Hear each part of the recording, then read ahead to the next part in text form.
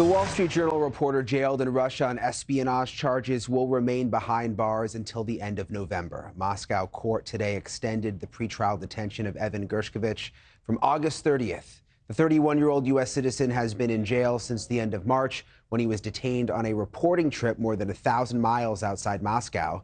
Gershkovich and the Wall Street Journal deny the espionage allegations. The U.S. government maintains that Gershkovich is wrongfully detained.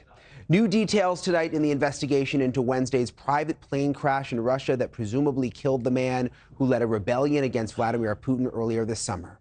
Wagner mercenary chief Yevgeny Prigozhin and several other group leaders were believed to be aboard. U.S. officials are looking into what could have brought the plane down.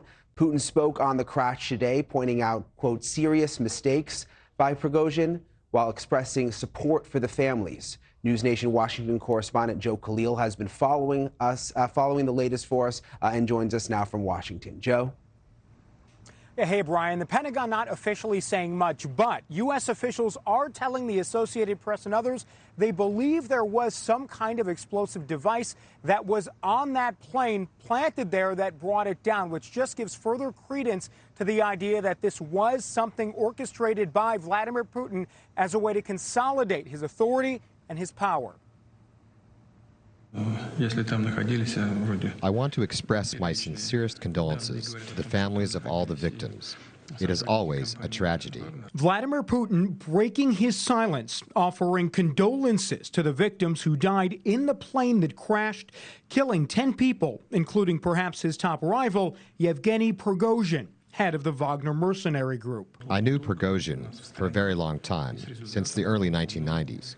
He was a man with a complicated fate, and he made serious mistakes in life. Putin's words, ironic and hollow, given the widespread belief he may have been behind the plane falling from the sky. Kurt Volker, former UN ambassador and special representative to Ukraine, tells NewsNation there is no question this was a Putin-directed assassination. Rebellion against the leadership in Russia 2 months ago weakened Putin dramatically. It showed that there was great discontent in the military, in the Wagner group. In late June, Prigozhin led a rebellion against Putin's Kremlin. Upset about Russia's military leadership, he marched his mercenaries within 120 miles of Moscow. Eventually, Putin allies negotiated peace with Prigozhin, but Volker says that didn't mean the Russian leader would let it go. It was clear to me from that day that he was going to then go ahead and try to kill Prigozhin. And new reports citing U.S. and Western officials who believe some kind of explosive device on board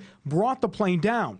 Reports the Pentagon couldn't confirm. Spokesman Brigadier General Patrick Ryder did rule out reports that a missile launched from the ground within Russia brought the plane down. No information to suggest that there was a surface-to-air missile. But beyond that, I'm really just not going to have any further information. Prigozhin's death, an indication that Putin is tightening his own grip on power as Russia continues to falter in its war in Ukraine. Yeah, and Brian, while Putin may be the quote-unquote villain of this story, let's remember Prigozhin was not an innocent person himself. Leading the Wagner group, they were very closely followed for human rights abuses in the Middle East and in Africa, known for brutal tactics, sometimes killing people with sledgehammers, in other cases slaughtering whole villages of innocent civilians. So that is the legacy in some ways that he leaves behind as the investigation now into his death continues. Brian. Yeah, it's important perspective into who he actually was. Joe, thank you so much. Thanks so much for watching. Go to joinnn.com to find NewsNation on your television provider. And don't forget to click the red subscribe button below to get more of NewsNation's fact-driven, unbiased coverage.